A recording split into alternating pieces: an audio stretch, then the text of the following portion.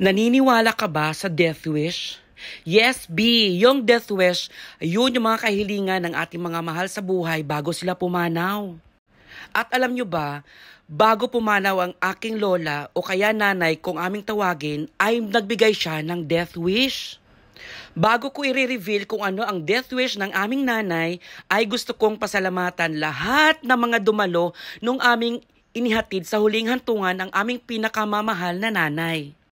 Kahit sobrang init ngayon sa Pilipinas, pero hindi kayo nagdalawang isip na samahan kami sa aming pagdadalamhati. Number 1 na po dyan, lahat ng mga sasakyan na sumama para may masakyan ang lahat ng mga makikipaglibing sa aming nanay. Mula sa tricycle, jeep, multicab, motor, lahat-lahat ng mga sasakyan na nag-offer para lamang may masakyan kami. Nagpapasalamat din ako sa lahat ng aming mga kaibigan. Kaibigan ng aming nanay, kaibigan ng aming pamilya, at kaibigan lahat-lahat ng taga-barangay sa Bukay Pait, Tangtangan, South Cotabato at mga karatig barangay. May mga taga iba't ibang lugar din B tulad ng Lambayong, Dumadalig, Sorala, Banga, South Cotabato area, Sultan Kudarat area, at kung saan-saan pang mga area B.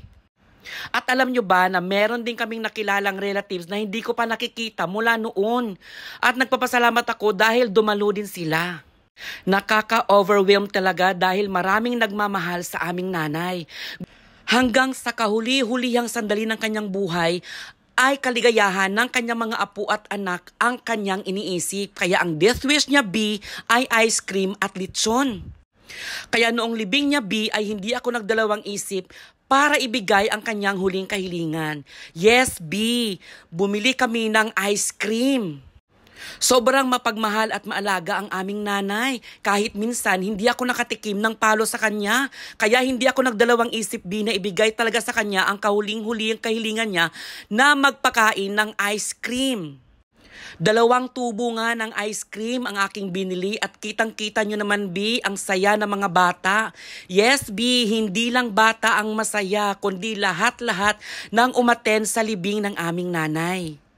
Sobrang init nga naman sa oras na mga yan, kaya saktong-sakto talaga itong kumain ng ice cream.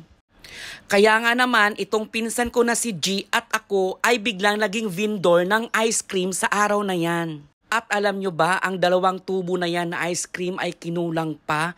Yes, B, dahil siguro sa sobrang init ng panahon, kailangan talaga nilang kumain ng malamig na ice cream.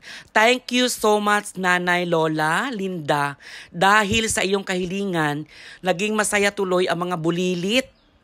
Kulang pa ang ice cream na yan na inibigay namin sa iyong kahilingan sa pagmamahal na binigay mo sa amin sa napakahabang panahon. Buong buhay mo, nanay, ay binigay mo sa amin. Sobrang mapagmahal ka sa iyong mga anak, lalong-lalo na sa iyong mga apo at sa iyong apo sa tuhod na sobrang dami, nanay. Kaya nanay, saan ka man ngayon, alam naming napakasaya mo. Dahil masayang-masaya ang inyong mga apo, lalong-lalo na ang inyong mga apo sa tuhod. Alam nyo ba na 29 ang apo sa tuhod ng aming lola nanay. Kaya sobrang-sobrang na-miss din namin siya noong nawala siya. Dahil grabe, kung alam nyo lang kung gaano mapagmahal ang aming nanay, as in sobra, para sa amin siya lang ang nag-iisang ganun dahil binuhos niya ang kanyang buong lakas sa buong buhay niya para alagaan kaming mga apo niya at apo sa tuhod.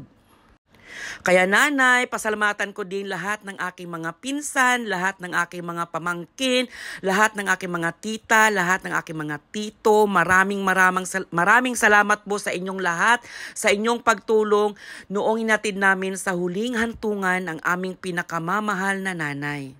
Hindi ko na kayo maisa-isa pa dahil baka meron akong makalimutan na pasalamatan na pangalan ay magtatampo. Kaya lahat-lahat kayo na dumalo, tumulong noong lamay sa aking mahal na nanay, maraming salamat po sa inyo.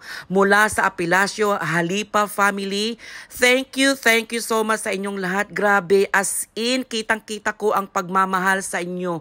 Grabe ang pagtulong ninyo sa amin. Kahit hindi namin kayo kapamilya o kaya hindi namin kayo relatives, nandyan kayo para tulungan kami sa aming mga pagdadalamhati. Lahat kayo po, maraming salamat. Grabe po ang ang pagod pero hindi namin alintana dahil nandyan kayo para tulungan kami. Maraming salamat po talaga. Hindi ko talaga alam kung ano ang sasabihin ko para kayo ay mapasalamatan. Sa mga pinsan ko, mga pamangkin, mga kapatid, mga tita, mga tito, mga lolo, maraming salamat po dahil naitawid natin ito. Naging maayos ang paghahatid natin kay nanay sa kanyang huling hantungan. Maraming salamat po hanggang sa muling pagkikita. Sana hindi tayo magbabago. Lagi nating suportahan ang ating pamilya. Mahal na mahal ko kayong lahat. Thank you!